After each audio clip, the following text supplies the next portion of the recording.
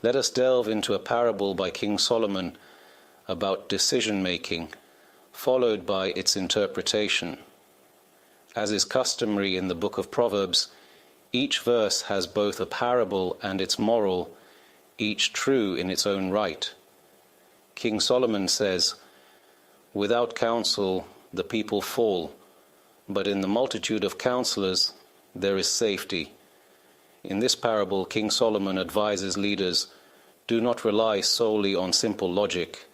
Instead, delve deeper into the matter and reflect thoroughly. Without counsel, the people fall. What does counsel mean? Today, we might call it thinking outside the box. Avoid conventional thinking. Go beyond the ordinary. Following routine may lead to mistakes or even disasters. As Solomon warns, the people fall.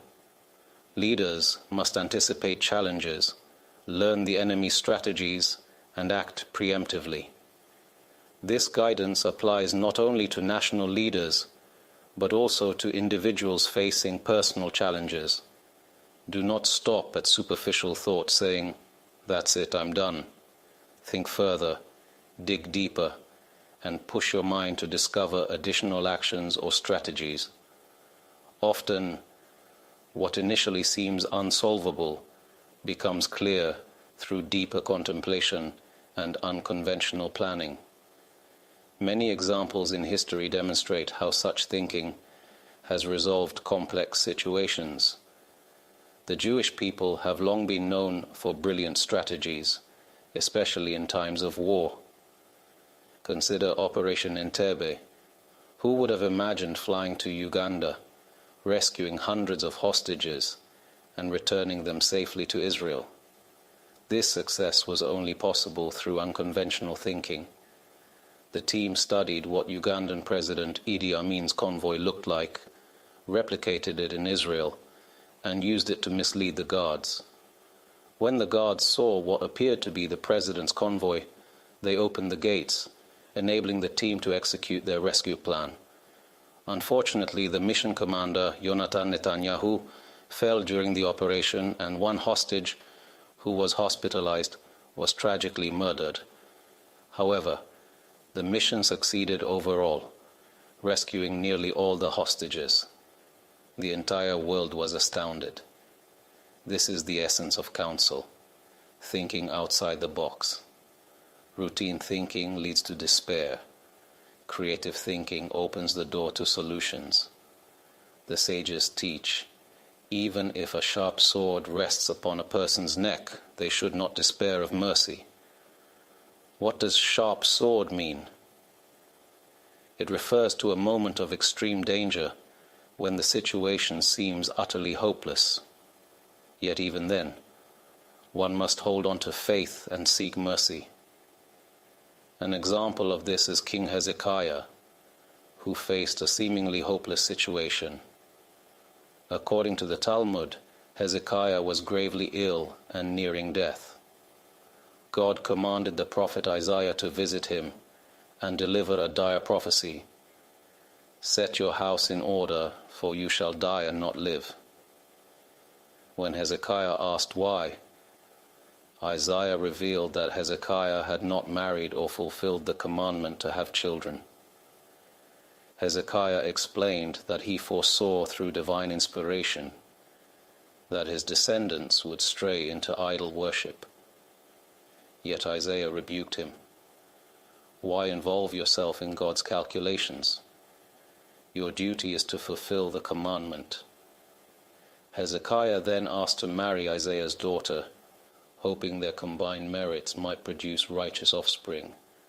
Isaiah refused, stating the prophecy was absolute. But Hezekiah, deeply faithful, responded, "Even if a sharp sword rests on a person's neck, they should not despair of mercy." He turned to the wall and prayed fervently. As Isaiah departed, God commanded him to return and inform Hezekiah that his prayer was heard and his life would be extended by 15 years. The moral of this story and King Solomon's parable is clear. In life, Whether facing personal challenges or communal responsibilities, we must think creatively, seek advice, and remain steadfast in faith and determination. Even in seemingly impossible situations, solutions can arise through unconventional thinking and unwavering hope. Do not despair. Push the boundaries of your thoughts, act with courage, and believe in the possibility of change. On overcoming challenges and making decisions. Lessons from King Solomon. When faced with challenges, it's vital to maintain hope and believe in a better future. King Solomon, in his timeless wisdom, provides a profound message about decision-making in his proverb. Without strategy, a nation falls, but salvation comes with many advisors. In this metaphor, Solomon speaks of the need for thoughtful, creative planning, what we might call thinking outside the box today. He emphasizes that failing to strategize and think ahead can lead to disastrous outcomes, even for entire nations. However, by consulting others and striving for innovative solutions, success and salvation are achievable. King Solomon's words highlight the dangers of falling into routine thinking. Whether as leaders of a nation or in personal life, we must avoid resignation and push ourselves to think deeper and further. When there is an effort to brainstorm, to imagine new possibilities, and to plan strategically, even seemingly hopeless situations can turn around. During Israel's Six-Day War, fear gripped the nation. Elderly citizens in Tel Aviv prepared public parks to serve as mass graves, anticipating catastrophic losses against the overwhelming forces of surrounding Arab nations. At that time, Israel was small, its military limited, and its situation dire. Yet the outcome defied expectations. What made the difference? Strategy. The Israeli Air Force preemptively attacked Egyptian aircraft while they were still grounded, neutralizing a significant threat before it could materialize. This decisive move, combined with faith and effort, turned the tide. While divine intervention is always a factor in Jewish tradition, the importance of human effort and strategic thinking is equally emphasized. Another famous example comes from Greek history, the tale of the Trojan horse. After 10 years of failing to breach the city of Troy, the Greeks feigned retreat, leaving behind a massive wooden horse as an offering of peace. The Trojans brought it into their city, unaware it concealed Greek soldiers. Under the cover of night, the soldiers emerged, opened the city gates, and allowed the Greek army to conquer Troy. Whether this story is historical or mythical, it highlights the principle that innovative thinking can achieve what brute force cannot. King Solomon's phrase, "Salvation comes with many advisors," carries a deep and deliberate meaning. It teaches that consulting others is essential, but the decision itself must ultimately rest with one leader. The wisdom of this approach is underscored by the Vilna Gaon, who explains that while seeking advice from many is crucial, relying on collective decision-making alone can lead to chaos. For example, in the military, if every commander acted on their own understanding without central leadership, the results would be disastrous. Instead, Solomon advises, seek the perspectives of many, including those with less expertise or different viewpoints. As King David humbly expressed, "From all my teachers I have gained wisdom." Even a great leader like David recognized that there is something to learn from everyone, no matter their status or experience. Solomon's teachings are not just for kings or leaders of nations, but for everyone. Parents guiding their children, managers leading teams, or individuals navigating personal challenges, all can benefit from thinking strategically, seeking advice, and taking decisive action. The key is to combine humility with initiative, consult others, listen carefully, and then take ownership of the final decision. King Solomon's wisdom reminds us that hope, effort, and thoughtful planning are essential in overcoming life's challenges. Never despair, no matter the circumstances. With creativity, collaboration, and courage, even the most daunting obstacles can lead to triumph. Every person possesses their own life wisdom, gained through personal experience, particularly older individuals. The Talmud teaches us to appreciate the elderly for their life experience. In today's world, the focus is often on youth. Media and societal norms emphasize that the world belongs to the young, while older generations are considered part of the past. Judaism, however, views this differently. The Torah states, "Rise before the aged and honor the presence of the elder." The terms elder, zaken, and aged, seva, have distinct meanings in Torah language. Today, these words are often misinterpreted. In biblical terms, elder refers to someone wise, regardless of their age. Even a young person with wisdom is to be honored. Aged refers to someone advanced in years. The Torah commands us to rise in respect for the aged and honor their presence. This is also an important message for young people. Many have grandparents who observe the mistakes made by their grandchildren or children but hesitate to speak up, thinking, "They won't listen to me. They believe they know better." Often young people only learn from experience after making painful mistakes. However, if a young person takes the initiative to sit with their grandparents, ask for advice, and seek their guidance, it not only honors them but also benefits the younger generation. The Torah emphasizes honoring one's parents, and this respect extends to grandparents as well. Engaging with them, asking questions, and valuing their opinions make them feel appreciated and significant. Their advice can provide wisdom and clarity. King Solomon famously said, "Salvation comes with many advisors." This teaches the importance of consulting others, especially those with expertise and wisdom. However, the final decision must rest with the individual. The Hebrew word for king, melech, offers profound insight. It derives from the root nimlach, to consult. A true king, by definition, seeks counsel. Leadership is not about unilateral decision-making, but about consulting others and drawing on collective wisdom. History demonstrates that every great leader, whether a king, prime minister, or president, relies on a team of advisors. Each advisor provides unique perspectives, enabling the leader to make balanced, informed decisions. A wise person understands that seeking advice is not a sign of weakness, but of strength. A fool decides independently, without seeking other viewpoints, while a wise person recognizes the value of different perspectives. Consulting others often reveals new ideas or alternative approaches that may not have been previously considered. By weighing all opinions and synthesizing them into a coherent strategy, the likelihood of making the right decision increases significantly. This metaphor offers a powerful lesson for everyone. Do not let ego or overconfidence prevent you from seeking advice. Recognize the wisdom of others, be open to learning, and use their insights to guide your decisions. What is the moral of the story? Seek wisdom in others, honor those with experience, and embrace the power of collective thought. The Malbim, Rabbi Meir Leibush ben Yehiel Mihel, a prominent commentator on the Bible, offers profound interpretations of inner struggles.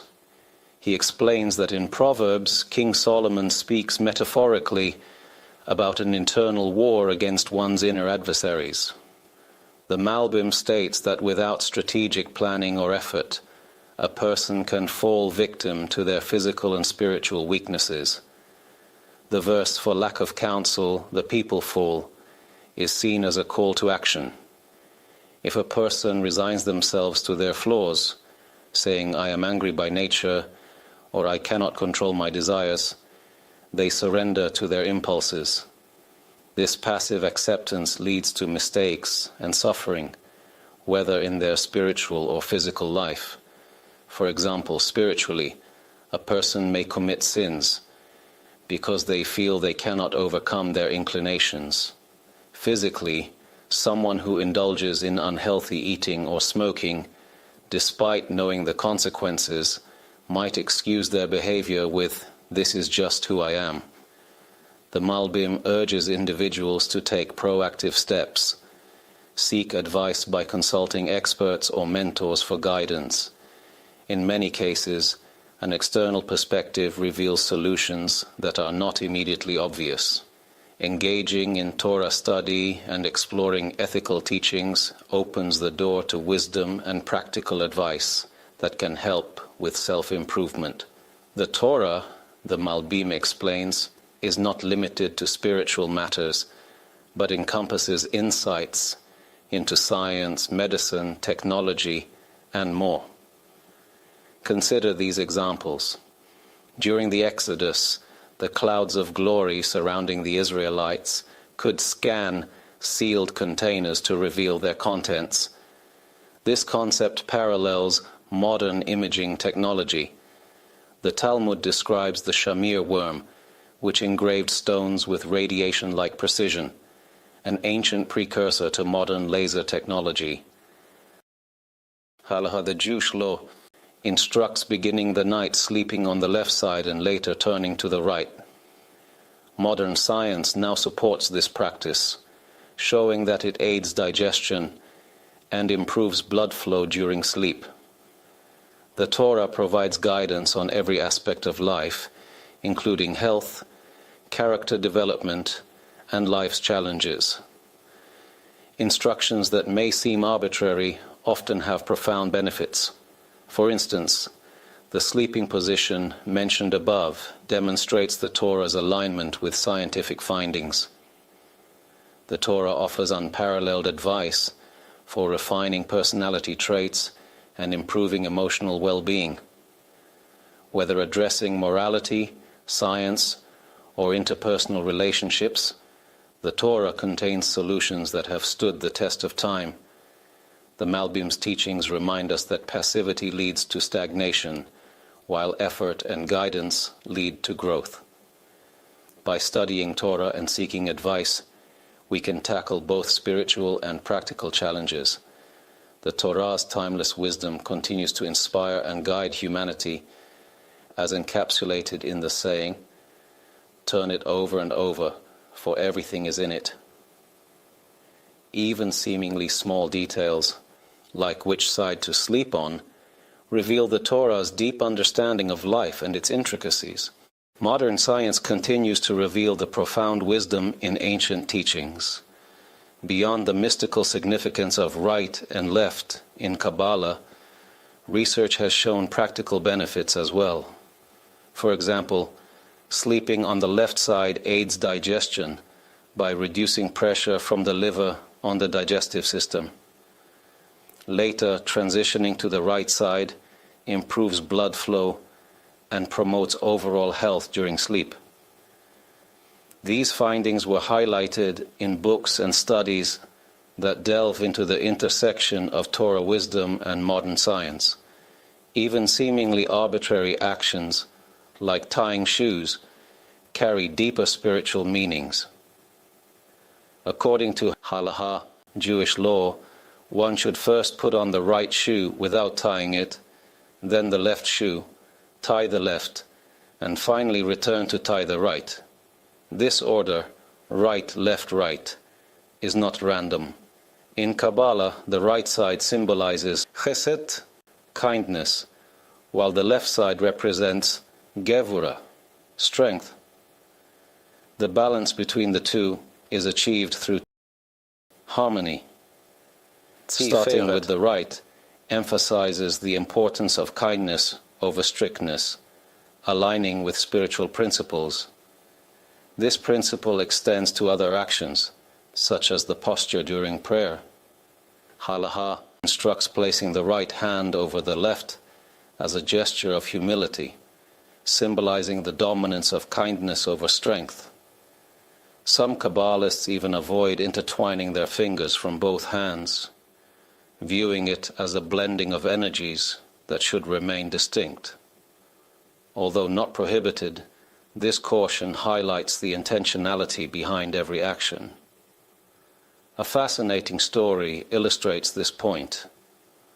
A world-renowned artist once strengthened his faith under the guidance of the Lubavitcher Rebbe.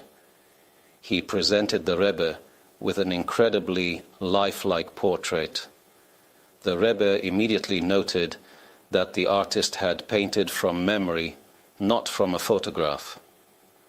When asked how he knew, the Rebbe explained that he had never intertwined his fingers as depicted in the painting. This practice, rooted in Kabbalah, emphasizes always enhancing kindness over strength. The same applies to facial hair, particularly a man's beard. Kabbalistic teachings describe the beard as channels of kindness, while the hair on the head represents strength. Shaving the beard with a blade disrupts these spiritual channels by uprooting hairs at their roots, which Torah prohibits. Using a trimming machine, which cuts without damaging the roots, is permissible and maintains this spiritual connection. This balance also manifests in practices like hand washing. Water is first poured into the right hand, symbolizing service, then passed to the left, which assists the right. Similarly, shoes are put on starting with the right, then the left. But tying begins with the left to reflect the teaching of tefillin. The Torah specifies tying tefillin straps on the weaker arm, typically the left, which represents humility. According to the Zohar, tying the straps spiritually binds negative forces, locking them away. The wisdom of Torah extends even further. A study conducted at Hebrew University found that men who pray regularly in synagogues live longer, healthier lives. This aligns with the Talmud's teaching that attending prayer services leads to a life of health and longevity. Although some may worry about losing work time by attending morning prayers, Torah assures that dedicating time to God brings blessings and success many times over. This principle is evident in the lives of great Torah scholars who maintained mental sharpness and vitality well into their 90s and beyond. For instance, Rabbi Aharon Leib Steinman, who passed away at over 100 years old, remained intellectually clear and deeply insightful. When asked the secret of his longevity, his life of Torah observance, humility, and spiritual balance was highlighted as a guiding factor. These teachings underscore the profound connection between practical actions and spiritual growth. By following the Torah's wisdom, one can enhance not only their physical health, but also their spiritual well-being, creating a balanced and meaningful life. When asked how the great sages of Israel managed to live such long lives with mental clarity, a group of rabbis, including Rabbi Steinman, was posed this question: how is it that you are 98, 96, or 103 years old and still so sharp and clear-headed? What is your secret? The expected answer was, because we study Torah. However, Rabbi Steinman's response was unexpected. Because we don't eat much. He explained, people die because they eat too much. Rabbi Steinman's minimalist diet was legendary. For decades, his breakfast consisted solely of a cup of oatmeal. When someone once added honey to it, he refused to eat, saying, "This is just indulgence in worldly desires." For him, food was simply fuel for the body, not a source of pleasure. As the Rambam, Maimonides, taught, a person should eat not what is tasty, but what is healthy for the body. Rabbeinu Bahai expands on this idea in his commentary on the Torah. He writes that after Adam ate from the tree of knowledge, humanity's approach to eating changed. Before that, Adam ate only what his body needed to replenish the nutrients lost in the previous 24 hours. If he needed 3 grams of calcium, half a milligram of magnesium, or a specific amount of iron, his body knew how to measure and consume exactly that amount. This precise balance allowed him to remain eternally youthful and healthy. However, eating from the tree of knowledge introduced desires into human nature. People began to eat for pleasure rather than health. This excessive and unbalanced eating weakened the body, leading to its eventual decay and death. If a scientist today could develop a machine that scans a person daily to determine exactly what nutrients they have lost and need to replenish, that person could theoretically live forever with a youthful appearance and no wrinkles. Such technology is unattainable for now, but is described in messianic times, when death will be swallowed forever and humanity will return to the level of Adam before his sin. Even today, by following the guidance of Torah, a person can extend their life and enjoy health and happiness. Shabbat, for instance, provides unparalleled peace of mind, a time without phones, filled with prayer, songs, Torah discussions, and family meals. This way of life brings a profound sense of balance and fulfillment. Rabbi Cohen also ties this concept to spiritual preparedness.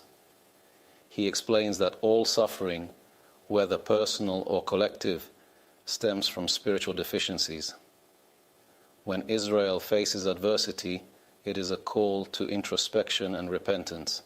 For example, Rashi comments on the verse, "For lack of strategy, a nation falls," Proverbs 11:14, explaining that when Israel faces challenges and fails to strategize spiritually through prayer, self-reflection, and repentance, they risk downfall. The Rambam adds that it is cruelty to attribute such events to coincidence, as doing so prevents people from recognizing their spiritual cause and correcting their ways. The Rambam further explains that when people ignore these signs and attribute calamities to random occurrences, they perpetuate the cycle of suffering. For example, thinking that conflicts with groups like Hezbollah or Hamas are just part of the world misses the deeper message. When calamities strike, they are calls from God to return to Him, improve one's actions, and strengthen the connection to Torah and mitzvot.